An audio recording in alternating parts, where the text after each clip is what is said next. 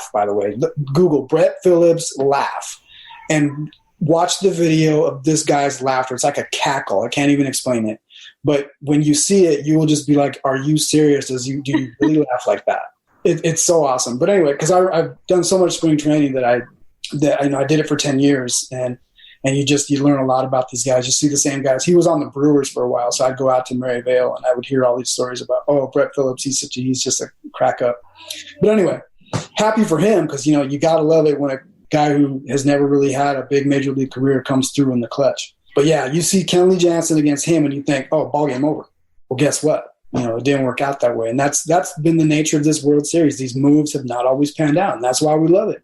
27 pitchers between both teams. I think that the Dodgers have 14 on their roster and the Rays have 13. It is an arms race, but ever since analytics became a much bigger thing as far as sports are concerned, now it's all about, like you said, Jose, matchups and who's the best matchup as far as a pitcher. You've got a batter coming up. Who's the best guy that can face him? Who's the best guy that can relieve and get through at least those three batters before you replace him with someone else? And to me personally, I think it's pretty great. Last night was 3.5 hours. Yes, the games are long, but I like this chess game that Kevin Cash and Dave Roberts are doing as far as their pitchers are concerned. I like that kind of stuff. You've got all these arms, throw them out there. There is no tomorrow, especially for Tampa Bay tomorrow. If you guys don't win tomorrow, it's over. So you use everybody possible, even if it's Blake Snell. You bring him, you put him in that bullpen, and if he's needed, you put him out there in a situation. Because, again, if you lose, that's it. The Dodgers win the championship, but you have no Game 7. So all the arms you can do possible, put everybody out there, all hands on deck for tomorrow night, because tomorrow night is a must win for the Tampa Bay Rays. And yeah, the matchups are pretty cool. I like it. I'm just like, okay, so when they go to the bullpen, who are they thinking as far as these matchups are concerned? Who do they got out there? Who are they going to bring out here? This is pretty compelling stuff. Is this guy going to get this guy out? Is Kenley Jansen going to get out Brett Phillips? No, he did not, even though we thought he probably would. But that's the great thing about October baseball. You never know what's going to happen at any given moment. And let's look at how the Dodgers set up their pitching for the World Series, right? So we had Kershaw in Game 5. So now you know that he's not going to go in 6 or 7. And then, whatever little hangups he's had in the postseason, he doesn't have the pressure of Game 7 on him. The new ace of the Dodgers is number 21, Walker Buehler. And he's the one who's going to get the ball in Game 7 if there is a Game 7. So I think Dave Roberts really had that in mind when he was setting up how he's going to do the pitching. He said he might have said to himself, I'm willing to sacrifice a couple of games with bullpen games. Just if I can get to a Game 7 and go with Buehler, who's my stud, we lock it up right there in 7. I think, you want to think, as if you're a Dodger fan, you want this thing to be wrapped up sooner. And I think they had a chance. They should have already probably won this World Series. But Dave Roberts kind of covered himself by going Kershaw in 5, bullpen game tomorrow, just in case they lose it, because they don't have to win it. And then they can go back to Walker Buehler on Wednesday to win it all. Jose, do you agree with Dave Roberts pulling out Kershaw last night after 5 2/3? He was rolling 6 strikeouts. He only threw 85 pitches. And much to the chagrin of all the Dodger fans in the stadium, you could hear them booing. Do you agree with him bringing out Kershaw, or should he let him stay in longer? I mean, I would have liked to let him finish the inning, but at the same time, that one extra batter is the guy that somehow Kershaw has struggled, right? Like, how many times have we seen in postseasons past where Clayton Kershaw has been phenomenal for 5-6 innings, and then there's that one guy who just gets the hit, and then everything just starts to snowball. So, I think Dave Roberts was pulling a preemptive strike there. He's like, look, my guy's been fantastic. We got the lead. It's a small lead, but he's been great. We got a fresh bullpen. We can turn it over to some guys here and get the job done. And this time, at least Sunday night, that bullpen came through. That's one thing, that we were able to see Kershaw not tank it, at least this last game. But I'm gonna go ahead and switch it from pitching to our hitters and our outfielders, infielders. It's just been amazing how we've seen Arozarena. He's just been phenomenal. That energy that he brings to the Tampa Bay Rays. Margot, we have Mookie Betts for the Dodgers, and he's just so fast and quick and on it. Just the epitome of your ideal baseball player. We have Seager, we have Cody Bellinger. when he hits a home run, it's, a bell dinger because how he hits those bombs.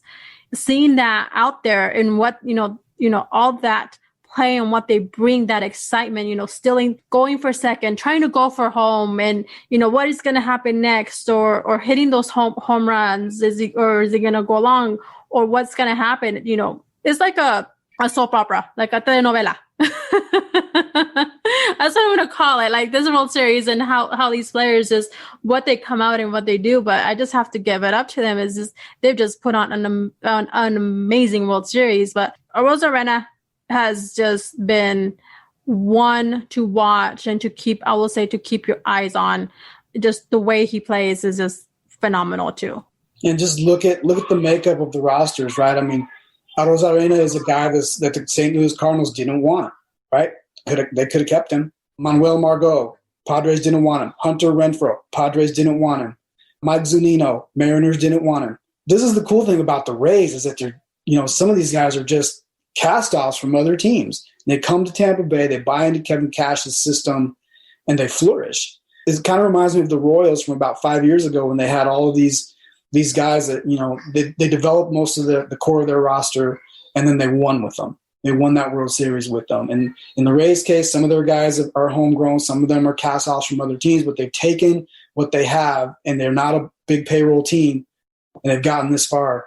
And as for the Dodgers, I'm glad to see that that they haven't, bought themselves a team. Mookie Betts signed a big contract, obviously. The core of that team, the rest of the guys on that team, you look at Seager, homegrown product. Jock Peterson, homegrown product. Chris Taylor wasn't a guy who was a big name with Seattle, and then he was kind of like the afterthought in a trade they made with the Mariners. I like to see that the Dodgers are kind of combining the big money that they have with their own projects that they've developed to finding the successful formula. It really is interesting how both of those teams got built together. Like you said, with the Tampa Bay Rays, all these cast-offs, like you said, they come together, and it just speaks volumes to what the Rays as an organization are able to do to find all this talent, bring them together, and have all this success. Yeah, we talk about Arozarena, Brandon Lau, Hunter Renfroe. We talk about Willy Adames, Kevin Kiermaier. So many great names. Yes, it's a team-oriented game, but there's so many individuals that are just incredible pieces to make this team what they are. Then on the Dodgers side, just guys just show up every night. A guy like Justin Turner comes up. He has now the most home runs ever in Dodgers history. He comes up. He is a postseason legend for the Los Angeles Dodgers. And we talked about Cody Bellinger. Will Smith has had his ups and downs this playoff series, but when he's on with his bat, he's on. Will Smith is on, and Jock Peterson came up huge in the World Series. It's just individual players play individual roles, and on any given night, any of these players can come up big for your team. Yeah, Turner and Max Muncy, two guys that other teams didn't want. Yes. Yep. And they're having phenomenal postseason. I don't think I could have thought up a better World Series matchup than, who we have now. I did not expect it to be, this great. It's more than what I had asked for, but I think I couldn't have imagined it being better, even as much as we would have wanted maybe the Yankees and the Dodgers or the Braves or whoever it was. I think this came out higher than what our expectations were, and it's just been a phenomenal World Series, and I just can't wait to see the next game or possible two games coming up and what it's all going to come down to, because this is a true duel, both of them putting everything out in the field and just battling it out to the end, and we've seen it time and time again. It'll be Blake Snell against Tony Gonsolin in Game 6. So it's imperative for the Rays. They do much better when they're ahead. They're a much better baseball team when they score first and they have the lead. So they cannot do what the Dodgers have done to them in the last couple of games and get behind.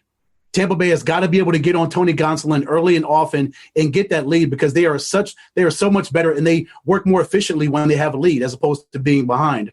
And then Blake Snell has got to pitch the game of his lifetime in Game 6 if the Tampa Bay Rays expect to extend this to a Game 7. Yeah, the Dodgers just keep coming at you. Whether it's on offense or on pitching, they just keep coming at their opponents. They're so patient at the plate. They waited out, what was his name, Glasnow the other night. They just waited him out, made him throw him their pitch. And I love to see the passion, man. Just the emotions and the camera shots that we're getting from the on TV, a guy like Brusdar Graterol, who's so emotional out there. And I remember I'm thinking of one of the Padres games in that series when he made Manny Machado mad just for, being demonstrative in his celebration. But I mean, that's what we like, right? Because baseball's always been that game that just doesn't really celebrate itself that way. And the other games are more emotional, and they pack a lot more emotion into them and celebration. And it's really nice to see, guys having a good time out there and showing their emotions and celebrating all the good things and wearing it on their sleeve. Definitely enjoyable to watch. Can't wait to see what's coming up. So Jose, who do you have as your take and ticket and win it all for the World Series? Dave Roberts said it after they beat the Braves.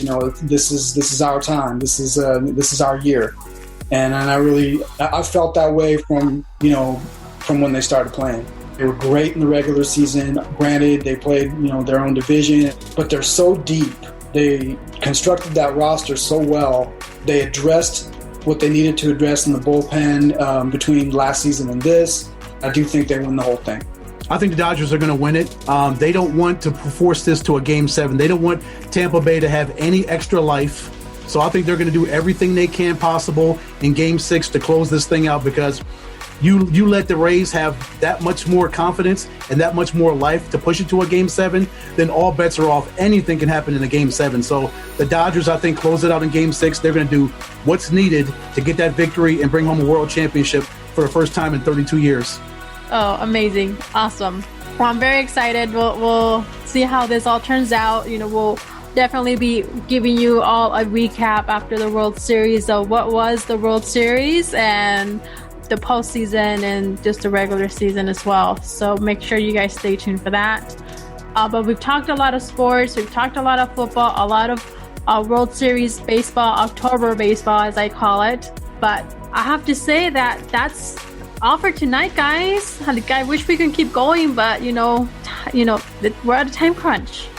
Been fun. Social media time. It is social media time. Jose, you've been here with us before, but for those that this is their first time or they want to get a hold of you, or how they can follow you, how can they find you? Twitter, Romero Jose M. I have an Instagram that I think is the same. I think it's the same as my Twitter handle, but I'm not huge on Instagram, but it's there. I work at the Arizona Republic now, so if you go into our sports section and click on any Arizona Coyotes story, chances are I wrote it. There we go. My wonderful co-host, Ed. On Instagram, get me at Edward Cole 301 and Twitter at EdCole43, and look me up on Facebook, Edward Cole. Awesome. For me, Joanna Rosalie, you can get me on Twitter and Instagram at JROSALYE. And then, of course, Inside Sports Network. You can go ahead and find us on Instagram at Inside Sports Net and on Twitter at Inside Sports with an extra S at the end. Don't forget that. LinkedIn, we're there as well. And Facebook, just look us up, Inside Sports Network. Did I miss anything? No, I think that's it. other than a goodbye. Other than make sure to tune in each and every week for our new podcast. And we have our special coming on later this week. Thank you all. Have a good night.